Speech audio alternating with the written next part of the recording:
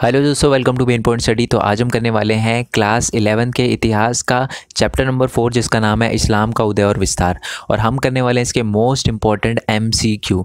और जब मैं मोस्ट इंपॉर्टेंट एमसीक्यू बोलता हूं तो इसका मतलब ये नहीं है कि मैं 10 20 या 30 40 एमसीक्यू कराऊंगा। सिर्फ इस पीडीएफ के अंदर मैं आपको बता दूँ 57 एमसीक्यू हैं इसके, जिसमें देखो अभिकथन और तर्क वाले क्वेश्चन सारे के सारे क्वेश्चन हैं। उसके बाद हम कुछ और इंपॉर्टेंट क्वेश्चन करेंगे और इसके साथ साथ मैंने बुक की पीडीएफ भी ओपन कर रखी है ताकि जो भी पिक्चर्स वगैरह आए वो भी सारी की सारी मैं आपको क्लियर करवाता जाऊं। मैं आपको बता दूं, अगर आपने ये वीडियो देख ली और इसके अलावा आपने चैप्टर का कुछ भी नहीं पढ़ा तो समझ लो आपका चैप्टर 100% कंप्लीट है। जो भी आपके एमसीक्यू का क्वेश्चन आपको देखने के लिए मिलेगा इसी पीडीएफ के अंदर से देखने के लिए मिलेगा, मैं 100% श्योर हूँ। ठीक है, तो चलो जी बिना टाइम वेस्ट करें हम शुरू कर देते हैं। और मैं आपको ये भी बता दूं, एक्चुअली ये मेरा दूसरा चैनल है जो मैंने क्लास 11th और 12th के आर्ट्स के बच्चों के लिए बनाया है। जो हमारा मेन चैनल है वो मेन पॉइंट स्टडी का है, ये बात आपको पता होगी शायद। ठीक है, तो चलो जी शुरू कर देते हैं हम। और ये वीडियो मैं रात के 2 बजे बना रहा हूँ। बताने का मोटिव सिर्फ इतना है कि पीछे से जो है भाई सो रहा है, कल उसको ऑफिस जाना है, खराटों की वॉइस आ सकती है। ठीक है, तो मैं उसे नहीं बोल सकता, समझ रहे हो ना, रात हो रही है तो उसे परेशानी होगी क्योंकि कल उसे ऑफिस जाना है। तो आई होप आप थोड़ा बहुत एडजस्ट कर लोगे, बाकी कोई टेंशन नहीं होगी आपको। ठीक है, तो चलो जी शुरू करते हैं। पहला क्वेश्चन हमारा कि 6ठी शताब्दी की अरब संस्कृति अधिकांशतः अरब प्रायद्वीपीय, साथ में हमारा दक्षिणी सीरिया और डैश के क्षेत्रों तक सीमित था। ओके, तो पहले तो मैं बता दूं बुक की एक लाइन से मैंने एमसीक्यू बनाए हैं, बहुत ज़्यादा डीप बनाए हैं। ओके, और अगर आपने ये चैप्टर कर रखा है तो इसे एज अ टेस्ट लेना, और अगर आपने नहीं कर रखा तो मेरी बात सुनना बस। ठीक है, क्योंकि टफ़ है बहुत ज़्यादा एमसीक्यू, स्टार्टिंग के कुछ टफ एमसीक्यू मिलेंगे आपको। तो मैं आपको बता दूं कि जो अरब संस्कृति है ना 6ठी शताब्दी में, वो तो एक तो अरब में फैली हुई थी, एक दक्षिण सीरिया में फैली हुई थी, और जो तीसरा क्षेत्र था उसका नाम क्या था, ईरान, हमारा मेसोपोटामिया, चीन या भारत। तो देखो चीन भारत तो छोड़ दूँ, वैसे मैं बता दूँ इसका आंसर मेसोपोटामिया है। ठीक है, तो इन 3 इलाकों में 6ठी शताब्दी हमारी अरब संस्कृति फैली हुई थी। नेक्स्ट क्वेश्चन है, क्वेश्चन नंबर 2 है कि पैगंबर के कथनों और कृत्यों का अभिलेख किसे माना जाता है। इसका आंसर है हदीस को माना जाता है। कुछ बच्चे कुरान लिखेंगे, कुरान नहीं लिखना, इसका आंसर हदीस है। ठीक है, जो कथन वगैरह थे, कृतियाँ थी, वो हदीस में लिखी गई है, कुरान में नहीं लिखी गई। नेक्स्ट क्वेश्चन की बात करते हैं कि डैश एक हिब्रू और अरबी से संबंधित भाषा है, अशोक के अभिलेखों में भी इसका प्रयोग किया गया है। ओके, तो डैश एक भाषा है, ठीक है, मतलब हिब्रू से और अरबी से जो है वो संबंधित है, और जो अशोक के अभिलेख है उसमें भी इसका प्रयोग किया गया है। कौन सी, हिंदी, अरामीक, ईरानी या फ़ारसी। तो इसका आंसर है अरामाइक। देखो मैं आपको दिखा भी देता हूँ, ये बुक का है ना, बॉक्सेस में से मैंने बताया ना, हर एक चीज़ कवर करवानी है तो इसलिए मैंने बॉक्स में से बनाया है। तो इसका आंसर है बी। नेक्स्ट क्वेश्चन की बात करते हैं, क्वेश्चन नंबर 4 है कि सन 612 से 632 में डैश ने एक ईश्वर अल्लाह की पूजा करने का और आस्तिकों उम्मा के एक ही समाज की सदस्यता का प्रचार किया। किसने किया था, मतलब अल्लाह का प्रचार किसने किया, तो किसने बोला था कि सिर्फ एक ही ईश्वर है ना, और उन्हीं की पूजा होनी चाहिए। ये बोला था हमारे हज़रत पैगंबर मोहम्मद ने जब 612 में उन्हें एक तरह से उन्होंने रसूल अपने आप को घोषित किया और बोला कि मैं मैसेंजर हूँ, तब जाके उन्होंने बोला था कि मेरे को ईश्वर ने एक तरह से एक भेजा है और मैं मैसेंजर हूँ भगवान का, और मैं उनका ही ज्ञान जो है वो आपको बांट रहा हूँ। ठीक है, नेक्स्ट क्वेश्चन की बात करते हैं, क्वेश्चन नंबर 5 है कि पैगंबर मोहम्मद सौदागर थे और भाषा तथा संस्कृति की दृष्टि से डैश थे। क्या थे, फारसी थे, अरबी थे, हिब्रू थे, कुरैश थे।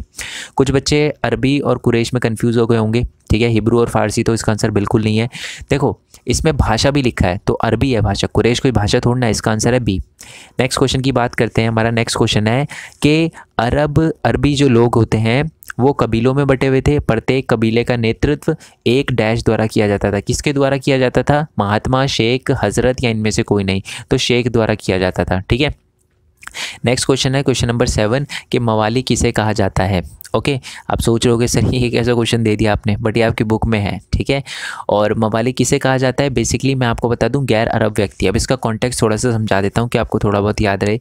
बात ये था कि आपको पता है कि सबसे पहले जो हमारे हज़रत पैगंबर मोहम्मद थे वो जो थे वो अरब में मतलब अरबी थे। ओके, और उनके देखा देख कुछ बाकी लोग जो थे हमारे जैसे अफ्रीका के लोग हो गए, उन्होंने भी देखा कि हाँ जी इस्लाम धर्म है, अच्छा धर्म है, तो उन्होंने वो कन्वर्ट हो गए। बट वो कन्वर्ट तो हो गए, बट बहुत सारे जो अरबी लोग थे वो उनके साथ भेदभाव करते थे और उनको मवाली कहते थे। ठीक है, समझ आया। चलो आज जिसको हम एज अ गाली यूज़ करते हैं वो अरबी लोग यूज़ करते थे गैर अरब के लिए। ठीक है, जो कन्वर्ट हो गए, जो मुस्लिम बन चुके थे, फिर भी उनके साथ होता था ये। नेक्स्ट क्वेश्चन की बात करते हैं कि क्वेश्चन नंबर है 8, पैगंबर मोहम्मद का अपना कबीला जो था वो डैश था, जो कि मक्का में रहता था, खान, कुरैश, सैयद या ओवैसी। तो जो हज़रत पैगंबर मोहम्मद थे वो किस कबीले के थे? तो इसका आंसर है कुरैश। एक और बात मैं बता दूं, जब मैं ये चैप्टर करवा रहा हूँ, इसके एमसीक्यू करवा रहा हूँ, तो इसको एज अ मतलब पढ़ाई की तरह ही लेना, ठीक है। जैसे मैंने मवाली वर्ड बताया, कहीं आप उसे दूसरे तरीके से ले दो कि सर इसका मतलब ये नहीं है वो नहीं है, ठीक है। इसे एज अ नॉलेज ही लेना बस, ठीक है। चलो, कोई ठेस पहुंचाने का मेरा कोई भी मोटिव नहीं है किसी को भी, बस ये चैप्टर है इसलिए मैं क्लियर करवा रहा हूँ। ये बात बहुत अच्छे से जानते हैं बच्चे जो मेन पॉइंट स्टडी से आए होंगे, उन्हें पता है ये बात। नेक्स्ट क्वेश्चन की बात करते हैं, क्वेश्चन नंबर 9 के मक्का में एक स्थल का ढांचा घनाकार है जिसे डैश कहा जाता है, जिसमें भूत रखे जाते थे, ठीक है। तो उन पे ना मक्का में ना हर साल लोग एक जगह से वहाँ पर आते थे, धर्मस्थल मानते थे उनको, ठीक है। और उनकी शेप जो होती है घनाकार होती है, तो उसे क्या कहा जाता है जिस पे हर साल आते थे लोग, ठीक है। एक तरह से तीर्थ स्थल मानते थे उसको, आते थे और वहाँ पर भूत रखे जाते थे। भूत का मतलब है मूर्तियाँ रखी जाती थी। तो मैं आपको बता दूँ, उसको मक्का में एक स्थल घनाकार था जिसे हम काबा कहते थे। काबा देखा होगा आपने, ठीक है, पिक्चर में मैं दिखाऊँगा काबा जब हम पिक्चर वाले क्वेश्चन करेंगे बुक की उससे। नेक्स्ट क्वेश्चन की बात करते हैं कि मक्का में हर वर्ष धार्मिक यात्रा की जाती थी जिसे डैश कहा जाता था। हमारे धर्म यात्रा, हज या श्वेत या यतेक या उपरोक्त सभी। इसका आंसर है जी हज। ये बात आपको पता ही है, अगर आपके कोई दोस्त हैं, जैसे मेरे दोस्त हैं, तो मेरे को पता है ये बात कि हज होता है, ठीक है। मुस्लिम जो है वो हज करते हैं, हमारे तीर्थ होते हैं, वैसे मुस्लिम में हज होते हैं। नेक्स्ट क्वेश्चन की बात करते हैं कि सन डैश में डैश के आसपास पैगंबर मोहम्मद ने अपने आप को खुदा का संदेशवाहक, मैंने बताया था ना, रसूल घोषित किया। कब किया ये बताना आपको, जिन्हें यह प्रचार करने का आदेश दिया गया था कि केवल अल्लाह की इबादत की जानी चाहिए, उनकी आराधना की जानी चाहिए। तो ये बात मैंने बताई दी थी आपको कि इसका आंसर है 612। 612 में ही उन्होंने अपने आप को संदेशवाहक घोषित किया था, ठीक है, रसूल घोषित किया था, messenger of God. Next question की बात करते हैं, क्वेश्चन नंबर 12 है हमारा, जो व्यक्ति पैगंबर मोहम्मद के धर्म सिद्धांतों को स्वीकार कर लेते थे उन्हें क्या कहा जाता था? इस्लाम, हर्ष, इब्दत या मुस्लिम। ये बहुत सिंपल क्वेश्चन है, बट बच्चे इसमें कंफ्यूज हो गए थे। जब मैंने भी अपने ट्यूशन में बच्चों को ये क्वेश्चन दिया था तो उन्होंने इस्लाम भर दिया। अरे ये पूछा है कि जो पैगंबर मोहम्मद के कदमों पे उनके धर्म को मान रहे थे, धर्म था इस्लाम तो, बट वो जो मान रहे थे उनको मुस्लिम कहते हैं, समझ रहे हो? इसका आंसर है डी। नेक्स्ट क्वेश्चन की बात करते हैं, सन 622 में पैगंबर मोहम्मद को अपने अनुयायियों के साथ मदीना कूच करने को मजबूर होना पड़ा, और उन्होंने फिर यात्रा की थी, आपको पता है ना, मक्का से मदीना गए थे वो, है ना। तो यात्रा करी थी उन्होंने पूरी की पूरी। तो इसको ना और उसी से जो है हमारा मुस्लिम कैलेंडर जो है उसकी शुरुआत होती है। तो मुस्लिम कैलेंडर को क्या कहते हैं? हिजरी, इस्लामी, इस्लिक या BC। तो इसका आंसर है हिजरी, ए है इसका आंसर, ठीक है। नेक्स्ट क्वेश्चन की बात करते हैं, पुरानी मान्यताओं के अनुसार हज़रत पैगंबर मोहम्मद के लिए संदेश कौन लाया करता था? जिन, जिब्रिल, इब्बत या जिन, ठीक है। ये जीन है, ये जिन है, ठीक है। मैं आपको बता दूं इसका आंसर है जी जिब्रिल, ठीक है। जिब्रिल जो थे वो एक तरह से, ये देखो नेक्स्ट क्वेश्चन वही है, तो वही संदेश लाया करते थे और हमारे मोहम्मद को बताया करते थे। ओके, नेक्स्ट क्वेश्चन है क्वेश्चन नंबर 15, जिब्रिल द्वारा पुकारा गया पहला शब्द क्या था? अंश, मुस्लिम, हज़रत या इकरा। इकरा था, कुरान में पहला वर्ड माना जाता है इकरा था, ठीक है। चलो, और यही पहला वर्ड भी जिब्रिल द्वारा पुकारा गया था। नेक्स्ट क्वेश्चन की बात करते हैं कि इनमें से किसे खैरात कर कहा जाता है? तो खैरात कर कहा जाता है ज़कात को, मुस्लिम जो हैं वो ज़कात देते हैं, ठीक है। चलो, नेक्स्ट क्वेश्चन की बात करते हैं कि हज़रत पैगंबर मोहम्मद का देहांत किस वर्ष हुआ था? 632 में, सन 635 में, हमारे 38 में या 642 में? इसका आंसर है ए, 632 में। क्वेश्चन नंबर 18 की बात करते हैं कि हज़रत पैगंबर मोहम्मद के देहांत के बाद कौन सा व्यक्ति इस्लाम का अलग पैगंबर मोहम्मद होने का दावा कर सकता था? अगला पैगंबर होने का दावा कौन कर सकता था? मोहम्मद के पुत्र, अरब समुदाय के अध्यक्ष, कोई भी कुरैशी, क्योंकि वो खुद कुरैश से, या इनमें से कोई नहीं? तो इसका आंसर है कोई भी नहीं। मैं आपको बता दूं, हज़रत पैगंबर मोहम्मद के बाद कोई भी अपने आप को अगला पैगंबर नहीं कह सकता था, ठीक है। क्वेश्चन नंबर 19 की बात करते हैं कि इनमें से कौन सा खिलाफत का उद्देश्य था। कबीलों पर नियंत्रण कायम करना, जिसे मिलकर उम्मा का गठन हुआ था, राज्य के लिए संसाधन जुटाना, ए एंड बी दोनों यानी ऊपर के दोनों, या इनमें से कोई नहीं। इसका आंसर है सी, ए एंड बी दोनों। ठीक है। क्वेश्चन नंबर 20 की बात करते हैं कि हमारे पहले खलीफा कौन थे, अबू बकर, उमर, उस्मान या मुआविया। ठीक है, तो इसका आंसर है अबू बकर, वो हमारे पहले खलीफा थे। दूसरे खलीफा कौन थे, उमर, अली, उस्मान या मुआविया। तो इसका आंसर क्या है, इसका आंसर है हमारा उमर। ठीक है, चलो जी नेक्स्ट क्वेश्चन पे क्या है। नेक्स्ट क्वेश्चन पे आपको दिख ही रहा होगा यहाँ से भी कि नेक्स्ट क्वेश्चन है कि हमारे तीसरे खलीफा कौन थे। ओके, तो तीसरे खलीफा कौन थे हमारे, ये रहा, मुखिया, अली, हमारे मुआविया या उस्मान। ठीक है, तो हमारे जो तीसरे खलीफा थे वो थे उस्मान। याद रखना 4 खलीफा थे। ओके, नेक्स्ट क्वेश्चन की बात करते हैं कि अशरफ का क्या अर्थ है। अशरफ कहा जाता है हमारे मुखिया को। ठीक है, अब जब मैंने एक बच्चे से क्वेश्चन पूछा तो उन्होंने बोला अमीर। मैंने पूछा कैसे, तो उन बच्चों ने बोला कि सर मुखिया तो अमीर ही होगा। बच्चे ऐसे नहीं करना, आपको लॉजिक नहीं लगाना, आंसर इसका मुखिया है तो मुखिया बताना आपको। ठीक है, चलो नेक्स्ट क्वेश्चन की बात करते हैं। उस्मान किस कबीले से थे। जो उस्मान थे वो किस कबीले से, सैयद थे, मुस्लिम कोई कबीला था उससे थे, इराकी थे या कुरैश थे।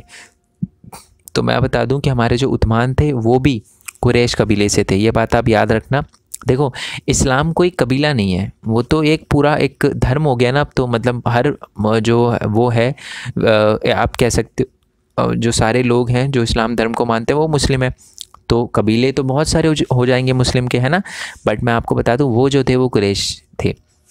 क्वेश्चन नंबर 25 की बात करते हैं कि चौथा खलीफा किसे नियुक्त किया गया था। तो मैं आपको बता दूं चौथे का जो हमारे वो थे, कौन खलीफा थे, वो थे अली। ठीक है, हमारे हज़रत अली। नेक्स्ट क्वेश्चन की बात करते हैं कि मोहम्मद की पत्नी का क्या नाम था, आयशा, अफरीब, हमारी शाहीन या इनमें से कोई नहीं। तो इसका आंसर है जी आयशा। ठीक है, चलो नेक्स्ट क्वेश्चन की बात करते हैं। ऊँट की लड़ाई किस वर्ष हुई थी, 657, 658, 670 या सन 680 में। तो मैं आपको बता दूं ऊँट की लड़ाई जो हुई थी वो 657 में हुई थी। अब ऊँट की लड़ाई जो हुई थी किसके बीच में हुई थी, हुआ क्या था।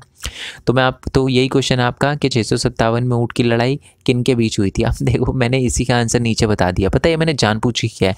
एक्चुअली कभी कभार क्या होता है कि आपके एग्जाम में कोई क्वेश्चन पूछा जाता है और उसी का आंसर है ना आपके किसी दूसरे क्वेश्चन में छुपा हुआ होता है। तो एक बार सारे क्वेश्चन अच्छे से देखना, जल्दबाजी करने से कि ये वाला क्वेश्चन नहीं आता कोई भी तुक्का भेज दूँ, उससे पहले सारे क्वेश्चन एक बार देख लेना, क्या पता उसकी हिंट आपको दूसरे क्वेश्चन में मिल जाए। ठीक है, चलो क्वेश्चन नंबर 28 है कि ऊँट की लड़ाई जो थी वो किन के बीच में हुई थी, मोहम्मद के बीच में, मोहम्मद और अली के बीच में, अरबी और ईरानी के बीच में, उम्मद और अब्बासियों के बीच में या आयशा और अली के बीच में।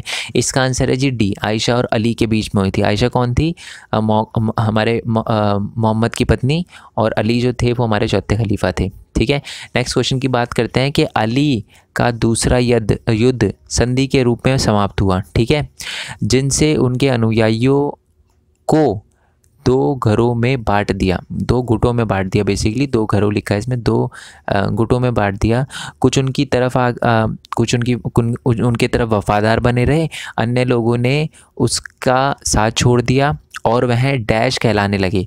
उनको क्या कहा जाने लगा, क्या कहलाने लगे वो, हरम, जीन, खरजी या उपरोक्त सभी। इसका आंसर है जी खरजी। उनको खरजी कहा जाता था जो हमारे अली के अगेंस्ट हो गए थे। ठीक है, और क्वेश्चन है नेक्स्ट वाला कि डैश द्वारा कुफा में एक मस्जिद में अली की हत्या की गई। किस मस्जिद में अली की हत्या, किसने अली की हत्या गई की, ये बताना है कि अली की हत्या किसने की। कुफा में एक मस्जिद थी ना, तो उसके अंदर अली की हत्या किसने करी थी, उस्मान ने करी थी, हज़रत ने करी थी, खरजी ने करी थी, चीनी ने करी थी। तो एक खरजी ने करी थी। ठीक है, एक खरजी ने ही अली की हत्या करी थी। क्यों, क्योंकि आपको पता ही है वो 2 गुटों में बट गए थे और कुछ नापसंद करने लग गए थे अली को। क्वेश्चन नंबर 31 की बात करते हैं कि अली की मृत्यु के बाद किसने अपने आप को खलीफा घोषित किया, उस्मान ने, अली के पुत्र ने, मुआविया ने, अब्बासी ने। तो इसका आंसर है जी सी, मुआविया। जो मुआविया थे ना, पहले क्या होता था कि आपकी कैपेसिटी के अनुसार, आपकी इंटेलिजेंसी, आपके काम करने के ढंग की, इन सब के आधार पर ना वो चुना जाता था, खलीफा चुना जाता था। बट उसके बाद क्या हुआ, मुआविया आया ना, उसने अपने आप को घोषित कर दिया, उसने बोला कि अब ये पैतृक है, मतलब मेरा बेटा ही बनेगा नेक्स्ट खलीफा, ये वाला सिस्टम स्टार्ट कर दिया। इसलिए बहुत टाइम तक फिर मुआविया एक तरह से, और मैं बता दूं नेक्स्ट क्वेश्चन यही है कि जो हमारे मुआविया थे वो किस वंश से थे, अब्बासी, उम्मयद, कुरैश, इनमें से कोई नहीं। इसका आंसर है बी, उम्मयद। तो याद रखना अली के बाद जो थे वो उम्मयद वंश स्टार्ट हो गया था। ओके चलो नेक्स्ट क्वेश्चन की बात करते हैं कि पहले उम्मयद खलीफा मुआविया जो थे ने डैश को अपनी राजधानी बनाया। किसको अपनी राजधानी बनाया? जिब्री को, काबा को, मक्का को या दमिश्क को? तो मैं आपको बता दूं इसका आंसर है जी डी, दमिश्क को उन्होंने अपनी राजधानी बनाया। इंपॉर्टेंट क्वेश्चन है, राजधानी और कुछ बुक्स के नाम भी आएंगे आगे, वो किसने लिखी वो क्वेश्चन आपको एग्जाम में पक्का देखने के लिए मिलेंगे। इस चैप्टर में से एक ना एक क्वेश्चन आएगा ही आएगा, लिख के ले लो, ठीक है। चलो नेक्स्ट क्वेश्चन है कि उम्मयद वंश के बाद डैश के पास सत्ता मतलब गई, ठीक है, इसको हिंदी में कर देते हैं, डैश के पास सत्ता, जस्ट अ सेकेंड मैं हिंदी में कर लेता हूँ, गई, ठीक है। किसके पास गई थी उम्मयद वंश के बाद? तो मैं आपको बता दूं उम्मयद वंश के बाद जो सत्ता थी वो अब्बासियों के पास गई थी। अब्बासियों ने भी बहुत बड़े लेवल पे रूल किया था अरब के अंदर। नेक्स्ट क्वेश्चन की बात करते हैं, जेरूसलम में डोम ऑफ रॉक किसने बनवाया था? अली ने बनाया था, हमारे हज़रत ने बनाया था, यानी हज़रत पैगंबर मोहम्मद ने बनाया था, अब्द अल मलिक ने बनाया था, या उपरोक्त सब यानी सब ने मिलकर बनाया था? तो इसका आंसर है जी अब्द अल मलिक ने बनाया था। जेरूसलम के अंदर डोम ऑफ द रॉक है, ठीक है, ये याद रखना, ये वाला भी क्वेश्चन बहुत इंपॉर्टेंट है। चलो पिक्चर दिखा देता हूँ यार डोम ऑफ द रॉक की, कम से कम डोम ऑफ द रॉक की पिक्चर दिखा देता हूँ, फिर हम आगे बढ़ते हैं। डोम ऑफ द रॉक, ठीक है जी। चलो अब आते हैं थोड़ा सा आगे नेक्स्ट क्वेश्चन पे। 36 है कि डैश नामक एक सुनियोजित आंदोलन में उम्मयद वंश को उखाड़ फेंका। तो उम्मयद वंश के बाद अब्बासी आया था, तो ऐसे तो आए नहीं जाएंगे, कुछ आंदोलन वगैरह कुछ हुआ तो होगा, बिल्कुल हुआ था। तो उस आंदोलन का नाम था दावा, इसमें दवा लिखा है, बुक के अंदर भी दवा है, दवा आंदोलन कहा जाता है उसे। नेक्स्ट क्वेश्चन है, अब देखो इसमें ABCD लिखा, आप समझ जाना ये A है, B है, C है, D है। और अगर आपको कोई क्वेश्चन भी पूछना हो तो आप मेरे को टाइम स्लॉट बताना कि सर आपने इतने मिनट पे इतने सेकंड पे वाला क्वेश्चन पूछा है, ये समझ नहीं आया, तो ऐसे भी आप मेरे से पूछ सकते हो। बाकी इसकी PDF वगैरह मैं टेलीग्राम चैनल पर डाल दूंगा। हमारा main point study 11th arts करके एक टेलीग्राम चैनल है, लिंक आपको नीचे डिस्क्रिप्शन में मिल जाएगा, उसका नाम भी नीचे डिस्क्रिप्शन में मिल जाएगा। साथ ही में इसकी PDF, वैसे क्योंकि मेरे पास ज़्यादा टाइम नहीं है तो शायद मैं इसकी PDF उस पर वेबसाइट पे अपलोड ना कर पाऊँ, बट कुछ टाइम बाद अगर ये आप वीडियो देख रहे होगे तो आपको शायद वेबसाइट पे मिल जाएगी, ठीक है, देख लेना, बट टेलीग्राम चैनल पे तो मैं अपलोड कर ही दूंगा। तो इसका आंसर क्या है ये बताना आपको कि सन डैश में उम्मयद की जगह अब्बासियों ने ले ली, कब? 750 में, 751 में, 752 में या 753 में? तो इसका आंसर है जी 750 में। सन 750 में उम्मयद की जगह अब्बासियों ने ले ली थी जब दावा आंदोलन किया था उन्होंने। 38 की बात करते हैं कि खुरासान के अरब नागरिक उम्मयद शासन को नापसंद क्यों करते थे? उम्मयद शासन को क्यों नापसंद करते थे? बेसिकली मैं आपको बताता हूँ, जो खुरासान के अरब नागरिक थे ना, वो उम्मयद वन को पता है क्यों नापसंद करते थे? एक रीज़न था बस, क्योंकि उन्होंने ना ये बोला था कि हम करों में आपको रियायतें भी देंगे और कुछ और भी वादे वगैरह किए थे, है ना, कि आपको थोड़ा सा एक प्रायोरिटी देंगे, बट ऐसा कुछ भी नहीं किया गया, ठीक है, और कोई भी उनका जो भी वादा था वो पूरा नहीं किया गया। ओके, इसी की वजह से जो हमारे खुरासान के जो अरब नागरिक थे वो उम्मयद वंश को पसंद नहीं करते थे। तो इसका आंसर है A, ठीक है। चलो नेक्स्ट क्वेश्चन की बात करते हैं, अब्बासी किसके वंशज थे? तो मैं आपको बता दूं कि पैगंबर के जो चाचा जी थे उनके वंशज थे हमारे कौन? अब्बासी, ठीक है। तो जो अब्बासी आए थे ना उम्मयद के बाद, ओके, वो जो थे हमारे पैगंबर मोहम्मद के चाचा के वंशज थे। आपको ना चैप्टर थोड़ा कन्फ्यूजिंग लगेगा, ठीक है, मैंने तभी बोला कि अगर आप ये चैप्टर पढ़ोगे तो ज़्यादा टाइम लगेगा, इससे अच्छा आप MCQ की वीडियो देखो। तो कुछ क्वेश्चन अगर आपको लग रहा हो कि सर ये तो टफ है बहुत ज़्यादा, तो इसको याद रखने की कोशिश करो अभी के लिए, ठीक है। बाकी अगर आपके एग्जाम में ज़्यादा टाइम है तो मैं इसके एक्सप्लेनेशन की वीडियो डालने की कोशिश करूँगा, बता देना नीचे कमेंट बॉक्स में जैसा भी है। नेक्स्ट क्वेश्चन की बात करते हैं कि अब्बासियों ने अपनी राजधानी कहाँ स्थित की? किसको अपनी राजधानी बनाया? अब्बासियों ने। वो हमारे उम्मयद ने तो किसको बनाया था? दमिश्क को बनाया था। इन्होंने किसको बनाया? इन्होंने बनाया जी बगदाद को, ठीक है, बगदाद को अपनी राजधानी बनाया, बगदाद में अपनी राजधानी बनाई, अपनी राजधानी स्थापित करी। नेक्स्ट क्वेश्चन है कि अब्बासी शासन के अंतर्गत अरबी का प्रभाव घटा जबकि डैश संस्कृति का प्रभाव बढ़ा। जब अब्बासियों का एक तरह से रूल स्टार्ट हुआ ना, तो मैं आपको बता दूं जो हमारे ईरानी हैं ओके उनकी संस्कृति को बढ़ावा मिला बेसिकली। नेक्स्ट क्वेश्चन की बात करते हैं, क्वेश्चन नंबर 42। सन 1850 में जो अमीन थे और मामून थे, ठीक है, उनके समर्थकों के बीच है ना गृह युद्ध होने लगा। ठीक है, तो ये कौन थे बेसिकली? तो मैं आपको पहले तो बता दूं कि ये आप ये पूछा है कि ये किसके पुत्र थे, तो पहले मैं आंसर बता देता हूं कि ये जो थे हमारे हारून अल रशीद के पुत्र थे, जो कि ये खुद अब्बासी के खलीफा थे, याद रखना। ठीक है, अब्बासियों ने पहले तो उम्मयद ने खलीफा का अपने तरीके से चलाया। एक्चुअली मेन खलीफा 4 को ही माना जाता है वो स्टार्टिंग के, उसके बाद तो उम्मयद वंश आ गया था, फिर उन्होंने बेटे वाला सिस्टम कर दिया, तो एक्चुअल में वैल्यू ही ख़त्म हो गई हमारे खलीफा की। ठीक है, तो वो सिर्फ नाम के खलीफा थे जो उम्मयद और अब्बासी थे, बट ये हमारे हारून अल रशीद भी एक तरह से खलीफा ही थे। नेक्स्ट क्वेश्चन की बात करते हैं कि पैगम्बर की बेटी का नाम क्या था, फ़ातिमा, आफरीन, इकरा या ज़ैनब? तो उनकी पुत्री का नाम था फ़ातिमा। ठीक है, नेक्स्ट क्वेश्चन की बात करते हैं कि 8वीं और 9वीं शताब्दी में कानून की कितनी शाखाएं यानी मजहब बन गए? तो मैं आपको बता दूं इसका आंसर है जी 4। नेक्स्ट क्वेश्चन क्या है कि इनमें से कौन सी कानून की 4 शाखाएं नहीं हैं? ये पूछा, नहीं है, ऐसी गलती मत करना कि आप नहीं है ना पढ़ो, अच्छे से क्वेश्चन रीड करना है। इसमें पूछा कौन सी नहीं है, मालिकी, हनफी, शफ़ी या हनबली? तो इसका आंसर है इनमें से कोई नहीं, क्योंकि ये चारों की चारों ही मजहब हैं, चारों की चारों ही कानून की 4 शाखाएं हैं, याद रखना ये। तो ये मैंने जानबूझ के, देखो आपको दिख रहा होगा 5 ऑप्शन है, तो मैंने जानबूझ के लिखे कि 5 कवर हो जाए, तो ये भी आप याद रखना कि चारों के चारों मजहब की बेसिकली 4 शाखाएँ हैं। ठीक है, नेक्स्ट क्वेश्चन की बात करते हैं, क्वेश्चन नंबर 46। शाहनामा ग्रंथ किसके द्वारा लिखा गया, हबली द्वारा, फिरदौसी द्वारा, शाहजहाँ द्वारा या उपरोक्त सभी? तो इसका आंसर क्या है, इसका आंसर है जी फिरदौस। ये याद रखना, मैंने आपको बोला था ना कि पिक्चर वाले क्वेश्चन आपको एग्जाम में देखने के लिए मिल सकते हैं।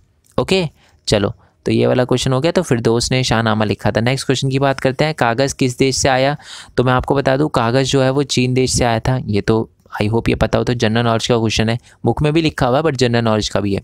नेक्स्ट है कि अनसब अल अशरफ किसके द्वारा लिखा गया है? बुक है ये अनसब अल अशरफ, ये जो है किसके द्वारा लिखा गया? फिरदौसी? नहीं, फिरदौसी तो हमको पता है वो अलग था, ये था फिरदौसी, शाहनामा लिखा था उन्होंने तो।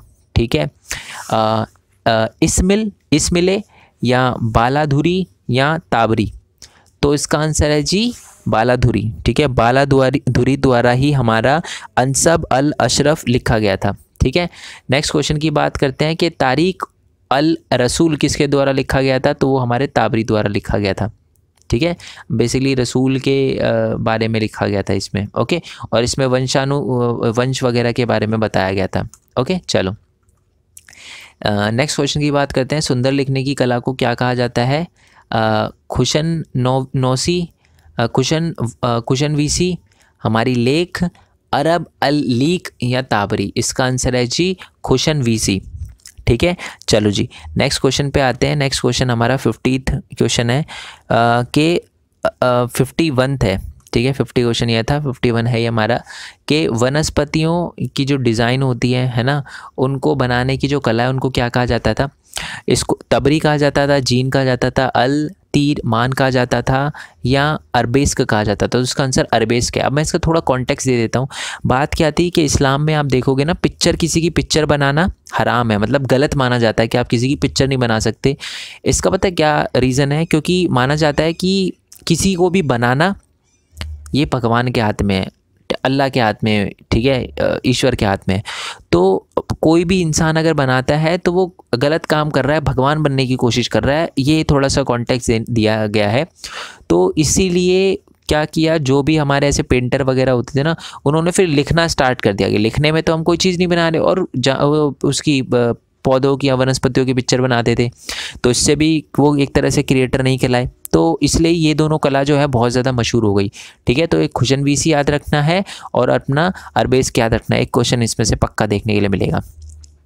क्वेश्चन नंबर 52 है 1037, साल 1037 में जो सल्जुकों ने खुरासान को जीतकर किस स्थान को अपनी राजधानी बनाया? तो खुरासान को जीतकर किसको अपनी राजधानी बनाया?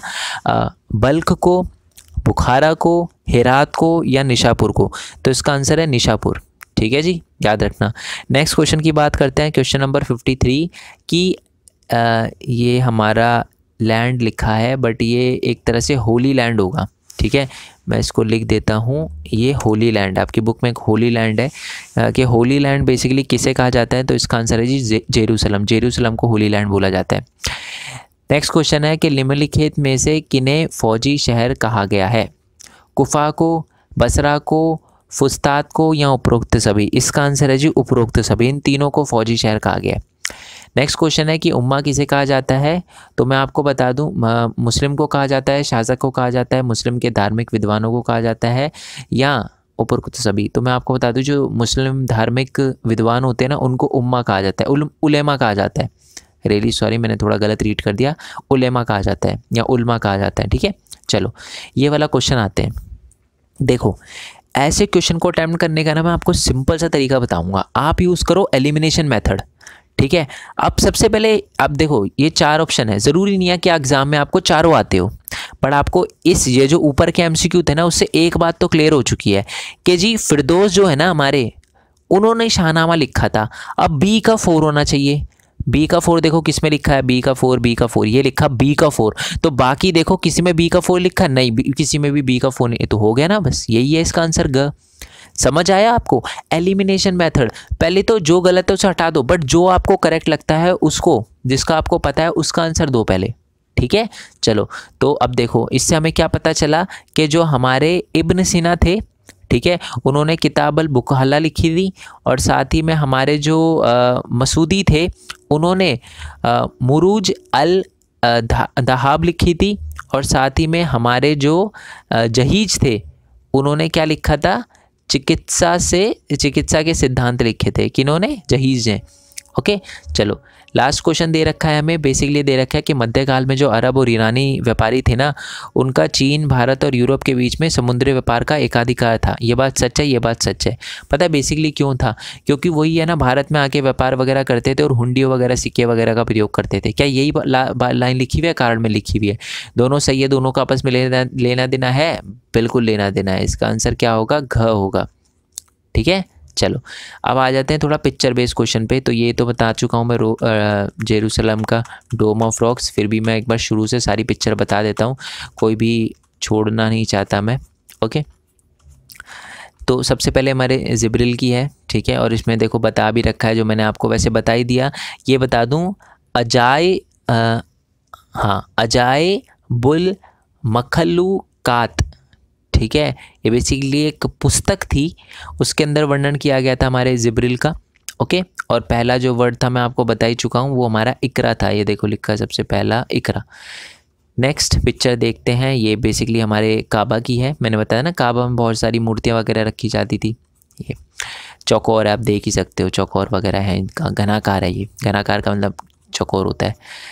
ये हमारे डोम ऑफ रॉक है। पिक्चर आ सकती है इसके एग्ज़ाम में, याद रखना डोम ऑफ रॉक है। और किसने बनाई है तो पूछा ही जाता है।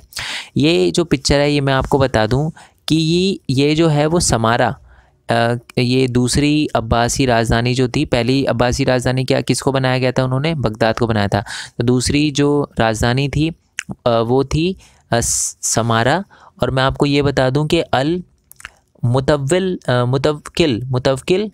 की महान मस्जिद है ये। ठीक है, अल मुतवक्किल की महान मस्जिद है, तो याद रखना ये। वैसे इतना डीप में क्वेश्चन आता नहीं है, बट मैंने बोला था सब करवाऊंगा, तो सब करवाऊंगा जी। ठीक है चलो आ जाते हैं थोड़ा सा नीचे। ये बेसिकली मैं आपको बता दूं, अलेप्पो, ठीक है, जो कि एक हित्ता की एक तरह से आइसीरिया के एक तरह से स्थल है बेसिकली। ठीक है, आइसीरियाई एक स्थल है। ओके, और उसके अंदर ये थोड़ा लड़ाई झगड़े का दिखा रखा है, इंपॉर्टेंट पिक्चर नहीं है। ओके, देखो लिखा हुआ है अलेप्पो, यानी एक हित्ता आइसीरियाई व हेलेनिक स्थल है ये। ठीक है, अरबों ने 636 में इस पर अधिकार कर लिया। अगले 1000 वर्ष तक यहाँ पर लड़ाई चलती रही। इस चित्र में यही दिखाया गया है, नीचे देखो घोड़े पे धर्मयुद्ध। ठीक है, चलो नेक्स्ट पिक्चर देखते हैं। ऊपर कोई छोड़ तो नहीं दी? नहीं छोड़ी। नेक्स्ट पिक्चर, हाँ, ये हमारी एक तरह से सीरिया में फ्रैंक है। ये सीरिया में स्थित धर्मयुद्धाओं का एक दुर्ग है। ठीक है, इसका निर्माण धर्मयुद्ध के दौरान हुआ था। अरब नियंत्रित क्षेत्रों पर आक्रमण करने के लिए यह एक महत्वपूर्ण आधार था। इसकी मीनारें और जलवाही सेतुओं का निर्माण केवार नामक